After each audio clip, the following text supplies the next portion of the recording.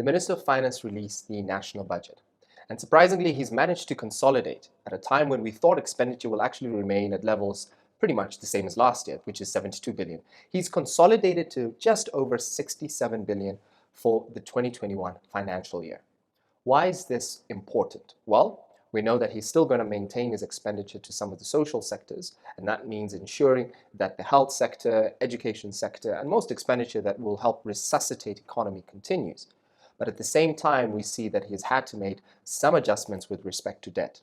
Now, a week after the budget was released, we saw a few numbers how were changed, specifically the increase in total debt, which is now expected to be 15.6% over 2021, particularly focusing on domestic debt, which now only increases by 23% and not the initial 27% that we had. Why is this important? He's managed to improve his funding mix, adding on cash balances that will help support his budget balance during the course of this year. But in addition to that, we're also starting to see that there is a divestiture that can be expected and a partial listing specifically of MTC, which is what I'm making reference to, which will give him some sort of cash balances. But at the same time, we see he's going to rely on his sinking fund. So we're now starting to see a funding mix, which is both domestic, foreign funding, and cash, which is supportive for this year. Why do we all care? Why am I harping on regarding debt? A couple of things you need to note.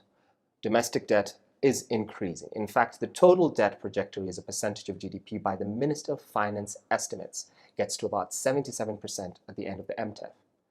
Debt servicing cost as a percentage of revenue also increases to just over 16% at the end of the MTEF. And we're not necessarily seeing significant increase in growth. In fact, our real growth output figures are telling us that we'll only go back to pre-pandemic levels around about 2023, if not 2024.